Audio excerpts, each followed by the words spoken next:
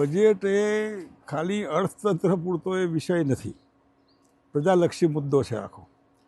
બજેટની ફાળવણી મોટાભાગે સોશિયલ સેક્ટરમાં વધારે જે નીડી લોકો છે એના માટે હોવું જોઈએ. અને હમણાં બીજેપી આવ્યા પછી આ બજેટને પુરાતવાળા બજેટના ચક્કરમાં છે.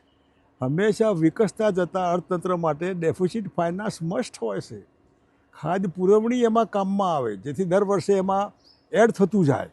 પણ આ તો વગર સમજણે જે કંઈ છે શ્રી પુરાત જણશે ગુજરાતમાં જે લખતા હોઈએ છે એવું આ બજેટ એમ કે શ્રી પુરાત જણશે આવું ન હોય. ઠીક છે, જરૂર છે. આજે એઆઈના જમાનામાં જે ડિજિટલ આખું અને સાયબર ફ્રોડ ચાલી રહ્યા છે, પણ ડિજિટલ એરેસ્ટમાં કલ્પના બહારના નાગરિકો એટલા બધા દુઃખી થાય, પરેશાન થાય, કરોડો રૂપિયાનું આધન થઈ જાય, ખબર ન પડે, બેંકમાંથી રૂપિયા ઉપડી જાય, સરકારને ખબર ન પડે, લોકોને ખબર ન પડે.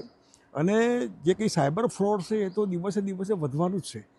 એ જેટલું આ ડેવલપમેન્ટ થવાનું એમાં ગુજરાત હમણાં એઆઈના ચક્કરમાં છે.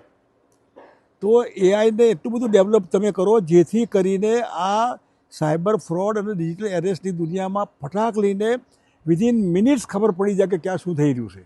એટલે આના પૂરો ઉપયોગ ગુજરાત આખા દેશમાં એવું રાજ્ય જે બજેટમાં એક આવો મુદ્દો મૂકે જેથી કરીને એની નકલ બીજા રાજ્યો કરે. આ ગુજરાતમાં થાય છે એવું નહીં, ગુજરાતમાં થાય છે છાપામાં આવે એટલે આપણે ખબર પડે, હરિયાણામાં થાય છે, દિલ્હીમાં બધે થાય છે. પણ થાય તો બ્રેક મારવા સરકારની જવાબદારી છે આવા લોકોને બચાવવાની.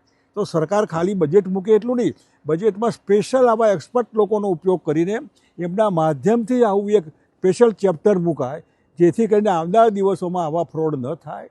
એટલું જ નહીં, નકલી ઘી, નકલી દૂધ, નકલી ફલાણું, નકલી દુનિયાભરનું નકલી, એનો પણ વિચાર આમાંથી થાય કે ખબર પડે કે આ કઈ દિશામાં આપણે જઈ રહ્યા છે.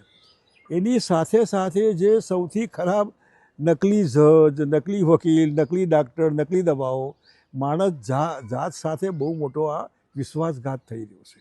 ગુજરાત સરકાર જો બિલકુલ આધુનિક રીતે વિચારવાવાળી સરકાર હોય તો આજે અને આવતીકાલે બનવાવાળા એન્ટી હ્યુમન જે કંઈ કારનામા હોય એ કારનામામાં નકલીવાળું હોય, બનાવટ હોય, આર્ટિફિશિયલ હોય, પ્રધાનમંત્રી કાર્યાલયનો ચોર માણસ હોય, આખી દુનિયામાં ફરે તો એ કોઈ રોકે નહીં. અને આ બધી બાબતોમાં વિધિન મોમેન્ટ્સ ખબર પડે એવી રીતના અર્થતંત્રમાં આખું એઆઈ ચેપ્ટર મૂકે જેથી કરીને સાયબર ફ્રોડ, ડિજિટલ એરેસ્ટ વગેરે વગેરેનો એમાંથી ઉકેલ નીકળે અને પ્રજાને એમાંથી રાહત થાય.